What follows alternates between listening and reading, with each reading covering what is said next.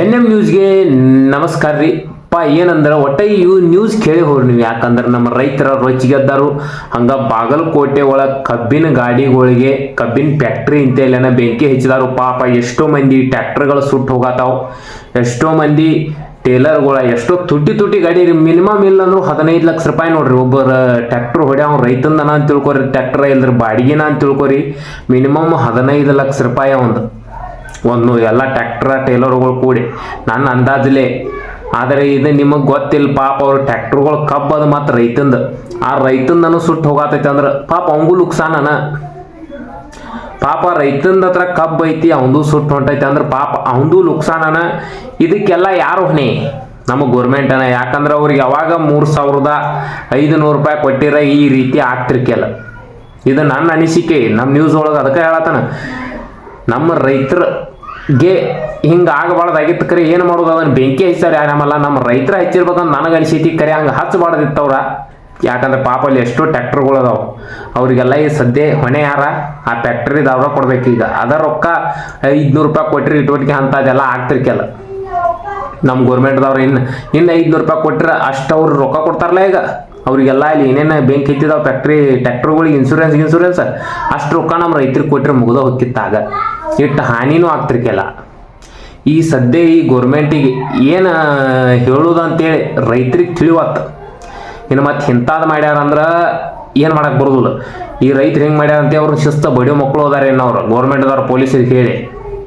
ಅದಕ್ಕೆ ನೀವು ಏನಂತಾರೆ? ಈ ಸದ್ಯ ರೈತರಿಗೆ ಹೆಂಗಾರ ಬಾಳೆ ಮಾಡೋದು ಇದು ಯಾರಿಗೂ ಹೇಳಕ್ಕಾವತ್ತು. ಈ ಸದ್ಯ ಹೇಳ್ಬೇಕಂದ್ರೆ ಅವ್ರು ಬಾಗಲಕೋಟೆ ಒಳಗೆ ಕಬ್ಬಿಗೆ ಬೆಂಕಿ ಹಚ್ಚಿದಾರು. ನಾನು ವಿಡಿಯೋಗಳು ನೋಡಿ ಎಷ್ಟೋ ಅದ್ರೊಳಗೆ ಕೂಡ ಈ ಸದ್ಯ ಎಷ್ಟೋ ಮಂದಿ ಹೇಳ್ತಾರೆ ರೈತರ ಸಪೋರ್ಟಿಗಾಗಿ ವಿಡಿಯೋಗಳು ಮಾಡ್ರಿ ಅಂತೇಳಿ. ನಾವು ರೈತರ ಸಪೋರ್ಟಿಗಾಗಿ ವಿಡಿಯೋಗಳು ಮಾಡಿದೆವು. ನಮಗೆ ಯಾರು ಸಪೋರ್ಟು ಮಾಡಿಲ್ಲ, ಯಾರು ಸಬ್ಸ್ಕ್ರೈಬ್ ಮಾಡಿಲ್ಲ. ನಾವು ಆದರೂ ಕೂಡ ಮಾಡ್ತೇವೆ. ಯಾಕಂದ್ರೆ ನಮ್ಮ ನಾವು ರೈತರ ಮಕ್ಕಳದವು ಎಲ್ಲ ಮಾಡ್ತೇವೆ. ಕೊಂಡಿ ಕೆಲ್ಸಕ್ಕೆ ಹೋಗ್ಕೋವು ಮತ್ತು ಹೊಲ್ದಾಗೂ ರೈತಕ್ಕಿನೂ ಮಾಡ್ತೇವೆ. ಅದನ್ನೇ ಹೇಳೋದು ನಿಮಗೆ. ನಮ್ಮ ರೈತರಿಗೆ ನಾವು ಸಪೋರ್ಟ್ ಮಾಡಲಿಲ್ಲ ಅಂದ್ರೆ ಯಾರು ಲೌಡಿಕೆ ಬಾಲ್ ಸಪೋರ್ಟ್ ಮಾಡ್ತಾನೋ? ಅದಕ್ಕೆ ಹೇಳೋದು. ಅಲ್ಲಿ ಟ್ಯಾಕ್ಟ್ರಿ ಬೆಂಕಿ ಹಚ್ಚಿದಾರೆ, ನಮ್ಮ ರೈತರು ಹೆಚ್ಚಿದಾರೆ ಅಂದ್ರು ಪಾಪ ಆ ಟ್ಯಾಕ್ಟ್ರು ಸುಟ್ಟು ಹೊಂಟಾವ. ಒಬ್ಬೊಬ್ರು ಬಡವರು ಇರ್ತಾರೆ, ಒಬ್ಬೊಬ್ರು ಸಾವುಕಾರು ಇರ್ತಾರೆ. ಆದರೆ ಟ್ಯಾಕ್ಟರ್ಸ್ ಅವ್ರದ್ದು ಜೀವನಾನ ನೋಡಿದ ಅದ್ರ ಮ್ಯಾಗ ಇರ್ತೈತಿ. ಪಾಪ ಈಗ ಎಷ್ಟು ಮಂದಿ ಟ್ಯಾಕ್ಟರ್ಸ್ ಸುಟ್ಟು ಹೊಂಟಾವ. ಇಲ್ಲಿ ಕರೆ ಅಗ್ನಿಶಾಮಕ್ಕೆ ಏನಾದರೂ ಬಂದಿಲ್ಲ ಇಲ್ಲಿ ಜಲ್ದಿ. ನನಗೆ ಅದೊಂದು ವಿಚಿತ್ರ ಅನಿಸ್ತು. ಅಷ್ಟೆಲ್ಲ ವಿಡಿಯೋ ಮಾಡತ್ತಾರ, ಒಂದು ಅಗ್ನಿಶಾಮಕ್ಕೆ ಗಾಡಿ ಕಾಣಿಸ್ಲಿಲ್ಲ ಇಲ್ಲ ನಂಗೆ ಜಲ್ದಿ. ಈಗೇನಾರ ಹೋಗಿರ್ಬೇಕು ಸಂಜೆ ಮಾಡ್ಯದು. ಎಲ್ಲ ನ್ಯೂಸ್ ಒಳಗೂ ಅದೈತಿ. ಟಾಪ್ ಟ್ರೆಂಡಿಂಗ್ ನ್ಯೂಸ್ ಅಂತಾರೆ ನೋಡಿದ್ದೀರಿ ನ್ಯೂಸ್ ಒಳಗೆ ಎಲ್ಲ ಅದೈತಿ.